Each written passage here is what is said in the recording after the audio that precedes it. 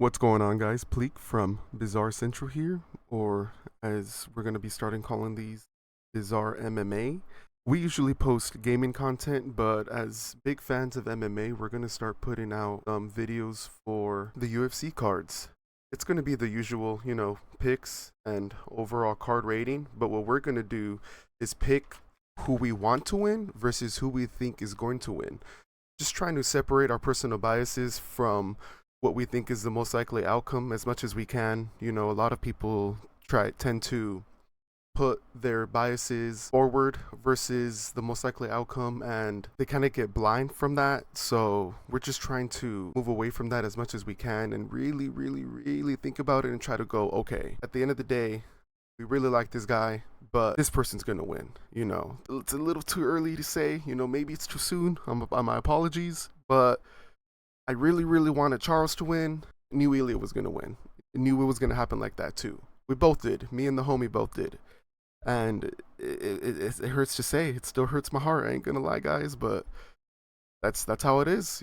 So, and just I keep saying we in all of this, but that's because I usually have a partner with me, my co-host. But I'm really, really, really shit at planning ahead. And honestly, I didn't even tell him that I was recording for this card.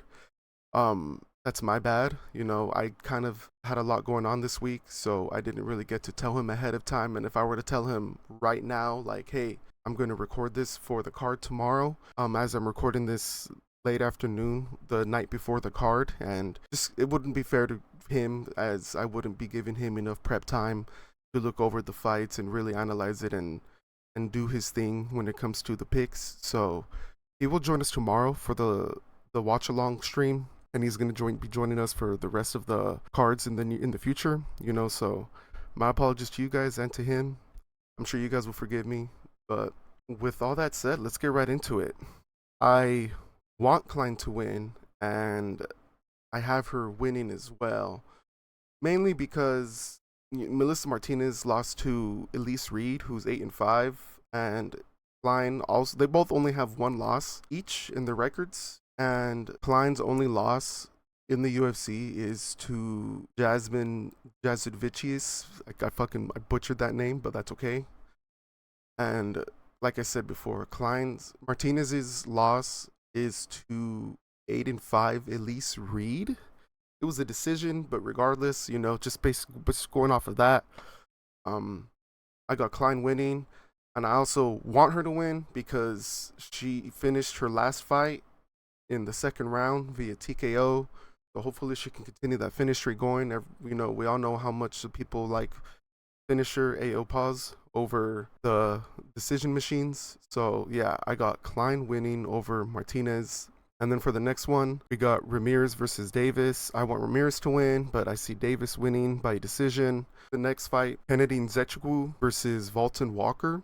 I got Walker winning, and I want him to win as well. He's a surging prospect. He's Johnny Walker's brother, so he has that Walker swagger and attitude. They're just both funny. It'd be great to see him being able to get more popularity as he keeps winning his fights. And I believe he won his last fight by sub, and he got quite a good ground game, at least for heavyweights. So let's see if he can really test Kennedy when it comes to the ground. And I got Walker winning by decision, just smothering him on the ground. Next one, we got Lauren Murphy versus Eduarda Maura. I don't know if she's related to Kyle Borjalio. That's just me. I see a little bit of Kyle in there. But regardless, I got Eduarda winning, but probably by finish. She got 9 finishes and only 2 decision wins. And Murphy's coming off, I think, off of a 2-year layoff. So she's up there in age. Mara's a prospect coming in, an up-and-comer coming into the UFC, taking out one of the old vets. And nothing against Murphy. I like Murphy, but, a win for Mara would mean much, much more than a win for Murphy, if that makes sense. As for the UFC, for the person itself, for the division, for everything. It's better, in my opinion, if Maura wins versus if Murphy wins. So, and she has the record to prove it. So I got Maura winning, probably by decision, hopefully by finish. Next one, I got Jake Matthews beating Chidi Njokuani by decision. Chidi missed weight, and he had a rough weight cut. Matthews had a rough weight cut as well, but just based off of the records and off of how the weight cuts went, Chidi looked a lot worse. His last fights went to decision, So maybe I see him just getting more tired than Matthews earlier, but who knows? We never know. So I got Matthews winning by unanimous decision, maybe split. You know, we can throw a split in there. It depends on their gas tanks. I know Cheaty's older. Fun fact, I didn't know this. Looking all of this up, Matthews is only 30 years old, and he's been in the UFC since 2014. Like, holy shit, bro. I did not know that. I mean, I've been watching since consistently almost every card since 2019. I did not know bro was in the UFC for that long. That's fucking crazy. Well, anyways, on to the next fight. We got Max Griffin versus Chris Curtis. This is Curtis going down to welterweight. I seen a video on the talk from Curtis's personal page that his weight cut is going well. He's feeling good. He's feeling healthy. I see him winning either by UD or second or third round TKO. Curtis likes to wait, be patient, wait for his shots, counter striker. Honestly, I see him putting Griffin away probably by the second, for sure by the third round. I want Curtis to win as well. Whenever someone moves down into weight or moves a weight class in general, it's always hard for me to root against the guy just because they usually do that when they're at the latter half of their careers. Latter half meaning either by age or by, you know, they had a few L's in their belt and they're close to being cut. So it's always cool to root for the guy. I guess in the, not by the actual odds, but in the figurative sense, the underdog, because Curtis is moving down in weight.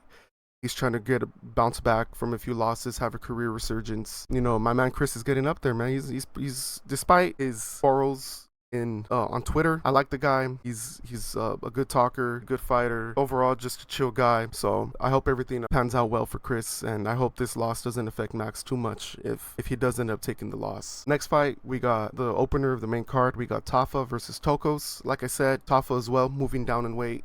I really hope that this helps him a lot. He looked in really good shape. I think he's going to win by decision. He's going to move around, be a little more athletic, and pick Tokos apart. It's honestly probably going to be quite the boring fight. A lot of dancing around in the ring, in the octagon. I got Tafa winning by UD. The next one, I'm a fan of both guys, honestly. I like Petrino. I like Austin or Daquan. I don't know what his name is now. I really want Lane to win. At the end of the day, I don't know what the hell they got Petrino on. He's on Paulo Costa's secret juice or something, bro, because god damn, he was jacked when it came to the weigh-ins. And I understand that he's moving up a weight. He didn't have to cut weight at all, probably little, if any. He probably just had a cut to look leaner, and all that exercise really put in work, you know.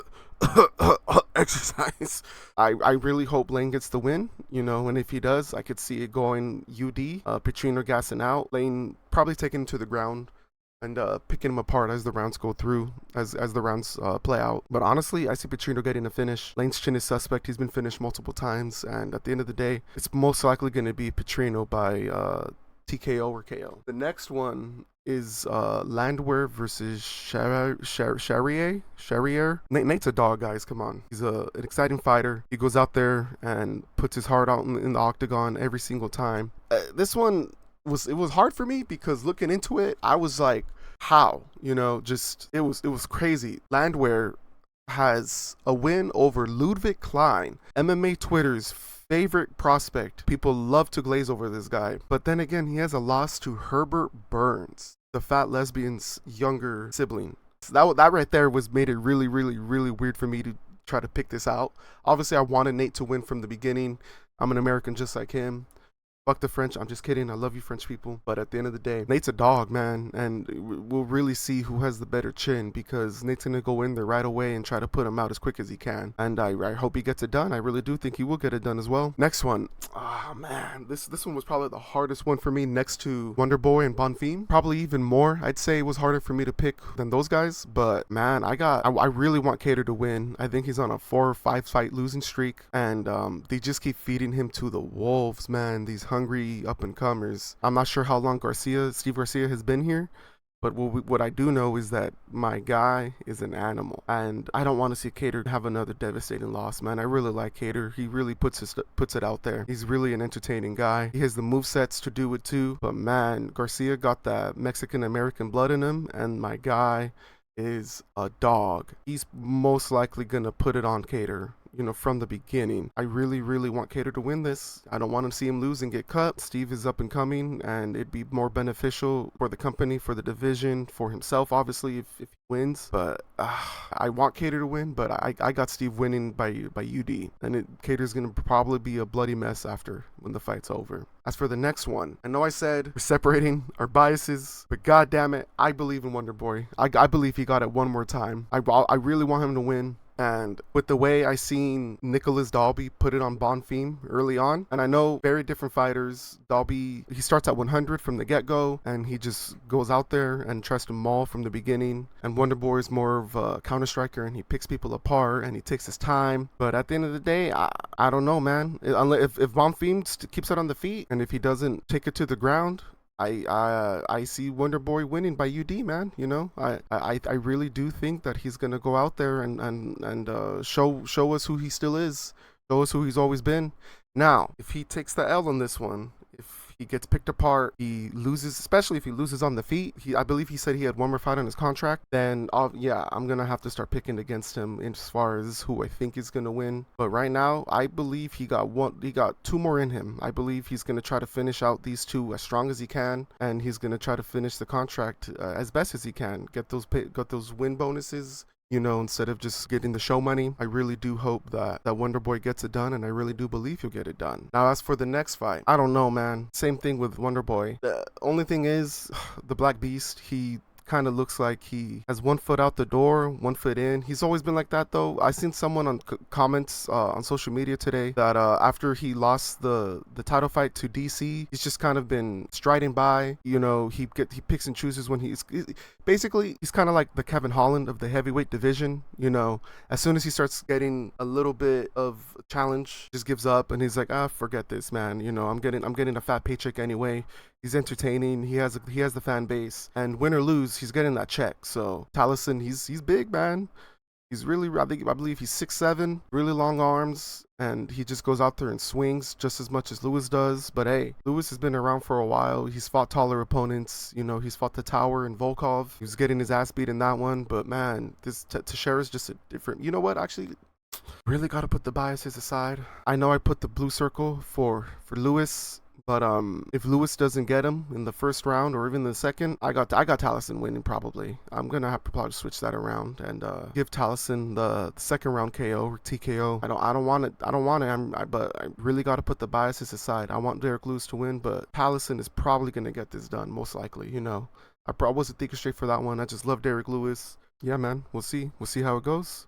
As for the overall rating of the card, I rate this a 6 out of 10. Was going to rate it higher, but that was me being generous. There's really only a few prospects and or stars in the making in Teixeira, Bonfim, Garcia, and Walker, in my opinion. Everyone else is too fresh, too old, and just not enough star power at the moment for them to see any kind of bump in their stock. Could have been better. As for this being a fight night, I understand. But then again, for this being a fight night at an arena, it's UFC Nashville. It's not even in the Apex. So probably should have put another fight in this card with superior star power than these last 4 that's happening right here. But at the end of the day, it is what it is. 2025 has been lackluster when it comes to giving us really, really, really good cards back to back to back. I believe in the UFC, not in the sense that they're gonna suddenly start putting fire cards out there. I believe that little by little, these fighters are gonna start building themselves up. So not the UFC as the company, but UFC as far as the people that fight for them. For example, Walker, if he wins this, and if he wins this in amazing fashion, he's gonna be a really good up and comer that's gonna have some star power behind them. He's funny in the mic. He's a good performer. We got Bonfim, who's he doesn't know English, but he beats Wonder Boy, then that's just another person that's going to join the stacked rankings of welterweight. Steve Garcia, a dog, fighting in an arena, fighting a guy like Cater. He's just going to prove himself as a featherweight mainstay. It's little by little. What I'm trying to say is little by little, these guys will prove themselves. And although right now there's not enough star power to stack these cards like this, if these guys keep at it, a year from now, 2 years from now, 3 years from now, we're going to have a lot more talent, a lot more guys with personalities, and a lot more guys coming out of their shells such as Chase Hooper, Walter Walker. We'll just see these guys really make a name for themselves later on. I think that's it though. I hope you guys enjoy the card. I hope you guys join us for the live stream tomorrow. It's gonna be me and the homie. Hope you guys can join us and we can have some convos about it, get deeper into it, talk some shit, have some good times, and be along for the BC ride. Thanks, guys. Have a good one.